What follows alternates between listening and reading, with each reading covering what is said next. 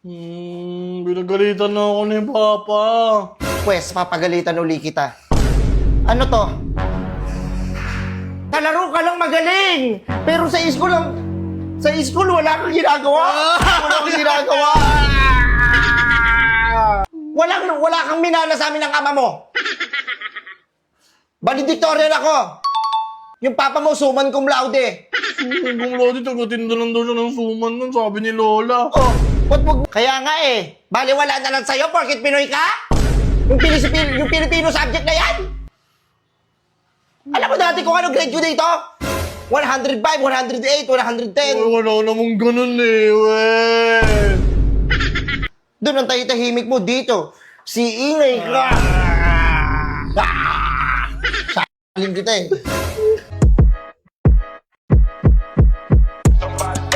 Burger sa akin. Labog ka! Ma? Ma? Ano ba? Ma, sa'yo ko daw Kayo hindi nyo magawang magwalis dito. Oh, shit! Lagi na lang ako inaantay nyo. Hindi nyo ako matulungan dito sa bahay.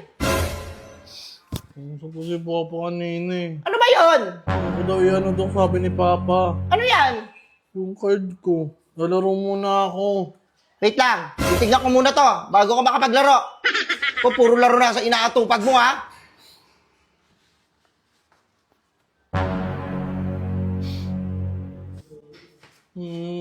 Binagalitan na ako ni Papa. Pwes, papagalitan uli kita. Ano to?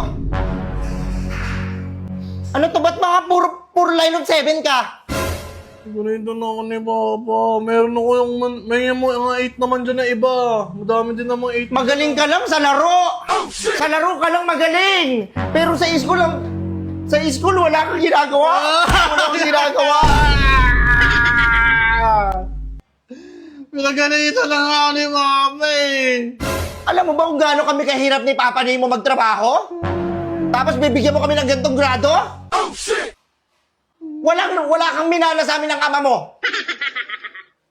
Valedictorian ako. Yung papa mo, suman cum laude. Kung lodi, tagatinda lang daw siya ng suman nun, sabi ni Lola. Oh, wag mo nila ng manutitin na lang ng suman. Diyan ka namin pinag-aaral. Hindi naman siya suman cum laude yung sinasabi mo eh. Oo nga, nagtitinda siya ng suman eh, ano sa'yo?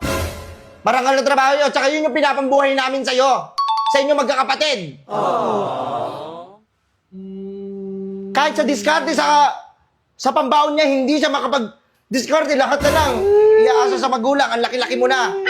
Sira kasi yung sapatos ko. Sirain Ayaw mo bilan pa. Bibilang kita, bibigyan mo ako ng ganitong grades. Matamad daw pumasok eh. Nakakatamad dala. Huwag kang lalabas ng bahay, ha? Huwag kang lalabas, walang maglalaro, walang makikipagkaibigan. Dito ka. Dami ng bawal. Diyan ka sa kwarto mo. Tignan mo yung Pilipino nyo, oh. 76, 79, 78, 79.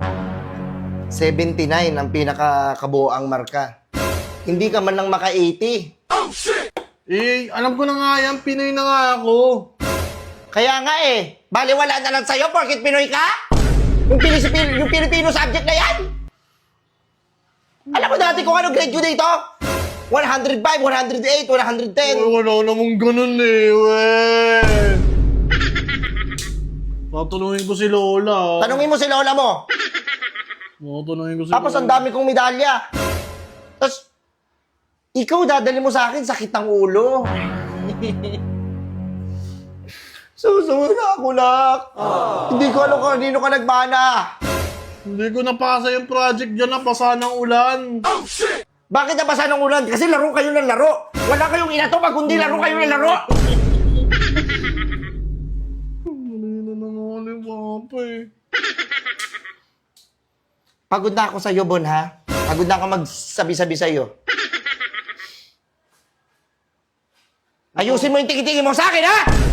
Ikaw na lang daw pumunta dun sa may school, sabi ni Papa, pinapunta kayo ng teacher ko. Sasampalin ko yung teacher mo. Ba't ako papapuntahin doon? Dapat ginagawa dito sa bahay. Sige, papunta ako doon.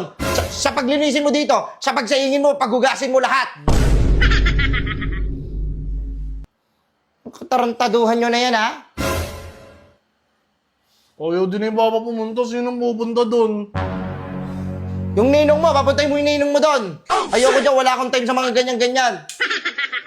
Kayo, gusto ko kayo, matuto kayong tumayo sa mga paa nyo. Yung hindi mo na kami kailangan. Di ba? Kahit ikaw lang mag-isa, may bitaw ka. Hindi puro laro kasi ang inaatupag. Puro laro, wala nang ginagawa. Ay, agay. Agay. Tag mo, agay. Na-high blood ako sa'yo, Bon. Tapos yung values mo, ang tataas ang values. Ilan yung values mo dito? 86? 86. Ang galing, very good naman yung anak ko. Dumapa ka nga. Bakit? Ang taas na nga yan ah.